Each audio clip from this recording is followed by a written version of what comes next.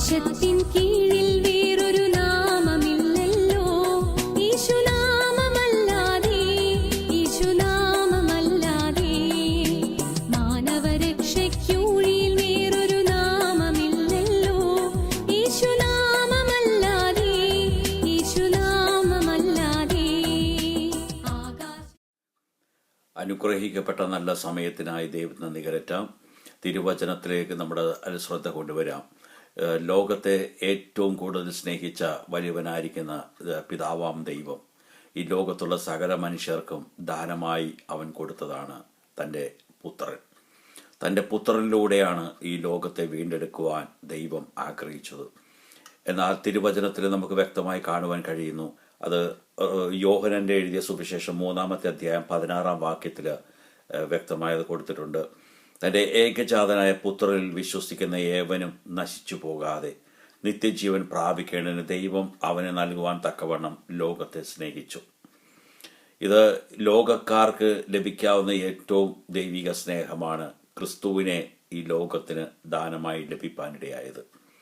ഇന്ന് ദൈവത്തിൽ നിന്ന് നമുക്ക് ലഭിച്ചിരിക്കുന്ന ഏറ്റവും വലിയൊരു ദാനവും ഏറ്റവും വലിയൊരു അനുഗ്രഹവും എന്ന് പറയുന്നത് ക്രിസ്തുവിനെ നമുക്ക് ദാനമായി ലഭിച്ചതാണ്.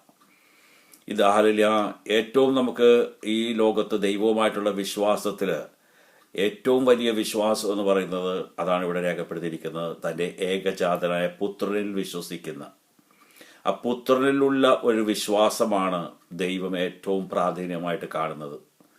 അവരുടെ ജീവിതത്തിൽ ഒരു ലക്ഷ്യമുണ്ട്. ആ ലക്ഷ്യം തെറ്റുകയില്ല എന്ന് തിരുവചനത്തിൽ ഉറപ്പ് തരികയാണ്. തൻ്റെ ഏകജാതനായ പുത്രനിൽ വിശ്വസിക്കുന്ന ഏവനും നശിച്ചു പോകാതെ നിത്യജീവൻ പ്രാപിക്കേണ്ടതിന്. അപ്പം നിത്യജീവനാണ് നമ്മുടെ ആത്മിക ജീവിതത്തിൻ്റെ ഒരു ലക്ഷ്യസ്ഥാനം എന്ന് പറയുന്നത്. അത് പ്രാപിക്കുവാൻ തക്കവണ്ണം ഇന്നത്തെ വിശ്വാസ ജീവിതം നമ്മൾ തുടങ്ങിയെങ്കിൽ, ക്രിസ്തുവിലുള്ള വിശ്വാസത്തെ നമ്മൾ തുടങ്ങിയെങ്കിൽ അതിനൊരു ലക്ഷ്യസ്ഥാനമുണ്ട്. അവിടെ ചെന്ന് ചേരണമെങ്കിൽ അത് ക്രിസ്തുവിലൂടെ മാത്രമേ കഴിയുകയുള്ളൂ. അതുകൊണ്ടാണ് അത് ക്രിസ്തുവിൽ ഉള്ള വിശ്വാസത്താൽ നമ്മിൽ ഉത്ഭവിക്കുന്ന വിശ്വാസത്താൽ മാത്രമേ അത് ലക്ഷ്യസ്ഥാനത്ത് ചെന്നേരുവാൻ കഴിയത്തുള്ളൂ. ഇവിടെ എന്നാൽ അത് തൻ്റെ ഏകജാതന പുത്രനിൽ വിശ്വസിക്കാത്തവരുടെ ജീവിതത്തിൽ അത് വളരെ പ്രയാസവും നശിച്ചു പോകുന്ന ഒരവസ്ഥയായിട്ടാണ് കാണുവാൻ കഴിയുന്നത്. അപ്പോൾ വചനം വളരെ വ്യക്തമായി വെളിപ്പെടുത്തുന്നത് കർത്താവായ യേശുവിലുള്ള വിശ്വാസമാണ് നമുക്ക് ഏറ്റവും മുഖ്യമായിട്ട് ആവശ്യം. എന്നാൽ ഇതിന് പകരം ഇന്ന് ലോകത്ത് നമുക്ക് കാണാൻ കഴിയുന്നത് മറ്റു പല ആൾ ദൈവങ്ങളിലാണ് ഇന്ന് ലോകക്കാർ വിശ്വസിക്കുന്നതും ആശ്രയിക്കുന്നതും. അത് യഥാർത്ഥമായി തിരുവചനത്തിന്റെ അടിസ്ഥാനത്തിൽ വളരെ തെറ്റാണ്. ഒരിക്കലും കർത്താവിനെ ഉപേക്ഷിച്ച് കർത്താവിലുള്ള വിശ്വാസത്തെക്കാൾ മറ്റു പലതിലും വിശ്വസിച്ചു പോകുന്നതല്ല ദൈവത്തിന് ഏറ്റവും പ്രസാദം. ഇന്ന് നമുക്ക് നോക്കിയാൽ നിരവധി മധ്യസ്ഥന്മാരിലാണ് മനുഷ്യർ ആശ്രയിക്കുന്നത്. ഈ മധ്യസ്ഥന്മാരെല്ലാം ഒരു കാലത്ത് ഭൂമിയിൽ ജീവിച്ചവരായിരുന്നു. പക്ഷെ അവരെല്ലാം മരിച്ചു, അതിൽ മൺമറഞ്ഞു പോയി. എന്നാൽ യേശു ഇന്നും ജീവിക്കുന്ന ഒരു ദൈവമാണ്. കാരണം അവൻ ഉയർത്തെഴുന്നേറ്റവനാ.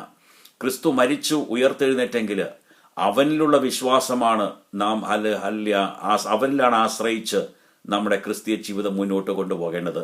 ഇന്ന് പലർക്കും തെറ്റുപറ്റിയിരിക്കുന്നൊരവസ്ഥ.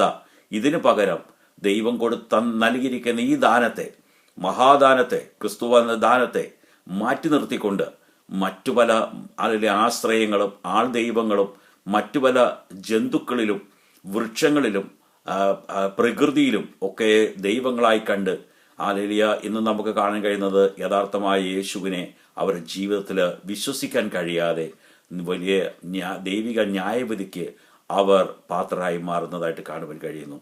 എന്നാൽ ദൈവം ആഗ്രഹിക്കുന്നു ഒരു മാനസാന്തരം അവരുടെ ജീവിതത്തിൽ നൽകിക്കൊണ്ട് അവർ വീണ്ടും യേശുവിലേക്ക് തിരിഞ്ഞു വരുവാൻ, യേശുവിന്റെ വചനത്തിന് പ്രാധാന്യം കൊടുക്കുവാൻ, അന്യ ദൈവങ്ങളെ വിട്ടുകളഞ്ഞുകൊണ്ട് ഇന്ന് ഒത്തിരി ബിംബങ്ങളിൽ ആശ്രയിക്കുന്ന, ബിംബം കണ്ടാലേ അവർക്ക് ദൈവത്വം വെളിപ്പെടുകയുള്ളൂ. അങ്ങനെ ഒരു അവസ്ഥയിലേക്ക് മനുഷ്യൻ അധപതിച്ചു പോയിരിക്കുന്ന ഒരു കാലഘട്ടത്തിൽ ദൈവത്തിന്റെ പരിശുദ്ധാത്മാവ് ആഗ്രഹിക്കുന്നത് അതിൽ നിന്നെല്ലാം മനം തിരിഞ്ഞ് യഥാർത്ഥമായ സത്യ വേദപുസ്തകത്തിലിരിക്കുന്ന മഹത്വമുള്ള ദൈവത്തിൻ്റെ പരിശുദ്ധ ജീവന്റെ വചനത്തിൽ ആശ്രയിച്ച് നമ്മുടെ ക്രിസ്തീയ ജീവിതം നയിക്കുമെങ്കിൽ യഥാർത്ഥമായി തിരുവചനത്തിൽ എഴുതിയിരിക്കുന്ന ലക്ഷ്യസ്ഥാനത്ത് നമ്മുടെ വിശ്വാസയാത്ര ചെല്ലുവാൻ കഴിയും. വ്യക്തമായി അത് ഉറപ്പു തരിക. ഇന്ന് ഈ തിരുവചനത്തെ അംഗീകരിപ്പാൻ കഴിയാതെ ഇതിനെ എതിർക്കുന്ന ഒരു വിഭാഗവും എക്കാലവും നമുക്ക് കാണാൻ കഴിയുന്ന ഒരു പ്രധാന വിഷയമാണ്. നമ്മളത് തിരുവചനം പരിശോധിക്കുമ്പോൾ അതിലത് വളരെ വ്യക്തമായി രേഖപ്പെടുത്തിയിട്ടുണ്ട്. ഇത് അപ്പസ്തോല പ്രവർത്തന പുസ്തകം നമ്മൾ നോക്കിയാൽ 13-ാമത്തെ അധ്യായം അതിൻ്റെ 44 മുതലുള്ള വാക്യങ്ങളിൽ വളരെ വ്യക്തമായി കാണാൻ കഴിയുന്ന ഒരു പട്ടണം മുഴുവനും ദൈവവചനം കേൾക്കുവാൻ ഒന്നിച്ചു കൂടിയതായിട്ട് ഇവിടെ പരിശുദ്ധാത്മാവ് രേഖപ്പെടുത്തിയിട്ടുണ്ട്. ആ വാക്യം ഞാൻ വായിക്കാം. പിറ്റേ ശബ്ദത്തിൽ ഏകദേശം പട്ടണം മുഴുവനും ദൈവവചനം കേൾപ്പാൻ വന്നു കൂടി. യഹൂദന്മാരോ പുരുഷാരത്തെ കണ്ട് അസൂയ നിറഞ്ഞവരായി തുഷിച്ചുകൊണ്ട് പൗലോസ് സംസാരിക്കുന്നതിന് എതിർ പറഞ്ഞ്, അപ്പോൾ പൗലോസും ബർണബാസും ധൈര്യം പൂണ്ട്, ദൈവവചനം ആദ്യം നിങ്ങളോട് പറയുന്നത് ആവശ്യമായിരുന്നു, എന്നാൽ നിങ്ങൾ അതിനെ തള്ളി നിങ്ങളെ തന്നെ നിത്യജീവന് അയോഗ്യർ എന്ന് വിധിച്ചു കളഞ്ഞതിനാൽ ഇതാ ഞങ്ങൾ ജാതികളിലേക്ക് തിരിഞ്ഞിരിക്കുന്നു. ഇവിടെ നമുക്ക് കാണാൻ കഴിയുന്നത് തിരുവചനം അപ്പോസ്തലനായ പൗലോസാണ് അവിടെ പ്രസ്താവിച്ചത്. എന്നാൽ അതിനെ തടുക്കുവാനും അതിനെ എതിർ പറയുവാനും അതിനെ എതിർക്കുവാനും ഒക്കെ ഒരു വിഭാഗം ജനവാടെ ഉണ്ടായിരുന്നു. അത് ഈ കാലഘട്ടങ്ങളിലും ഉണ്ട്. ഇതിനെ എതിർക്കുന്നവര് യഥാർത്ഥത്തിൽ അവർ എതിർക്കുന്നത് ഇതിന്റെ സത്യം അവരറിയാത്തത് കൊണ്ടാണ്. കാരണം ഇതിന്റെ സത്യം അവരറിഞ്ഞാൽ അവരുടെ ജീവിതത്തിലാണ് വിടുതൽ. അവരുടെ അറിയായ്മയുടെ ഒരവസ്ഥയിലാണ് അവരിതിനെ എതിർക്കുവാൻ കാരണമായി മാറുന്നത്. വേറെ നമുക്ക് കാണാൻ കഴിയുന്നത് ദൈവവചനം നമുക്ക്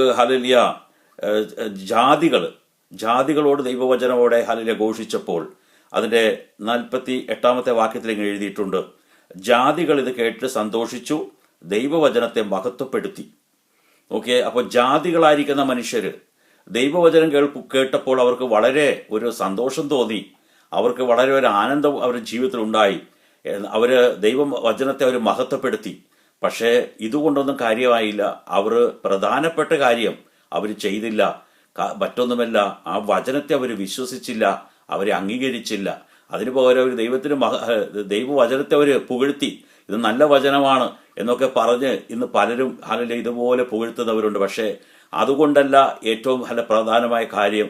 നമുക്ക് ദൈവവചനം, നമ്മൾ കേൾക്കുന്ന വചനം വിശ്വസിച്ചുകൊണ്ട് നമ്മുടെ ഹൃദയത്തിൽ അത് കൊണ്ടുവന്ന് നമ്മുടെ സ്വന്തം ജീവിതത്തിൽ അത് ഏറ്റെടുത്ത് മുന്നോട്ട് വരുമെങ്കിൽ മാത്രമേ ദൈവപ്രവൃത്തികളെ നമ്മുടെ സ്വന്തം ജീവിതത്തിൽ കാണുവാൻ കഴിയുകയുള്ളൂ. എന്നാൽ അതിന്റെ അടുത്ത ഭാഗത്ത് എഴുതിയിരിക്കുന്നത്, തൊട്ട് താഴെ എഴുതിയിരിക്കുന്ന വചനത്തിൽ ഇങ്ങനെയാണ് എഴുതിയിരിക്കുന്നത്, നിത്യജീവനായി നിയമിക്കപ്പെട്ടവർ എല്ലാവരും വിശ്വസിച്ചു.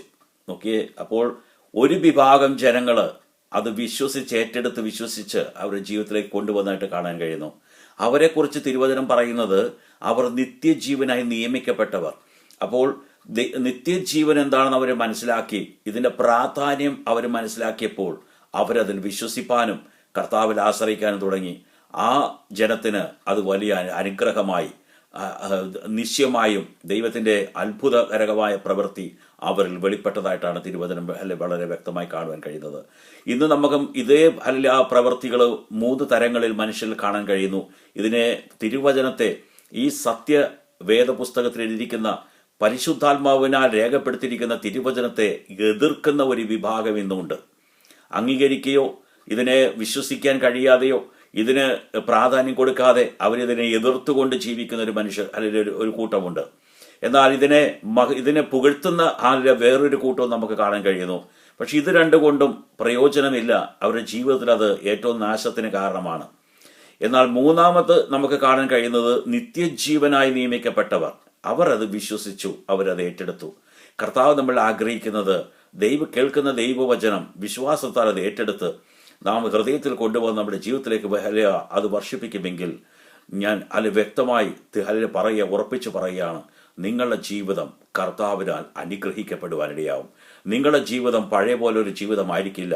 ഒരു പുതുമ നിറഞ്ഞ ഒരു ജീവിതവും ഐശ്വര്യത്തിന്റെയും അനുഗ്രഹത്തിന്റെയും അത്ഭുതത്തിന്റെയും അനുഗ്രഹത്തിന്റെയും അടയാളങ്ങളുടെയും ഒരു ജീവിതമായി മാറുവാൻ സ്വർഗത്തിലെ ദൈവം ഇന്ന് ഈ വചനം കേൾക്കുന്ന ഓരോ ജീവിതങ്ങളുടെ മേലും ക്രിയ ചെയ്യുവാൻ ശക്തിയുള്ളവനെന്ന് വ്യക്തമായി വിശ്വസിച്ചുകൊണ്ട് ഏറ്റെടുക്കുമെങ്കിൽ ഈ നാളുകളിൽ ദൈവത്തിന്റെ വലിയ പ്രവൃത്തികളെ കാണുവാനിടയാകും.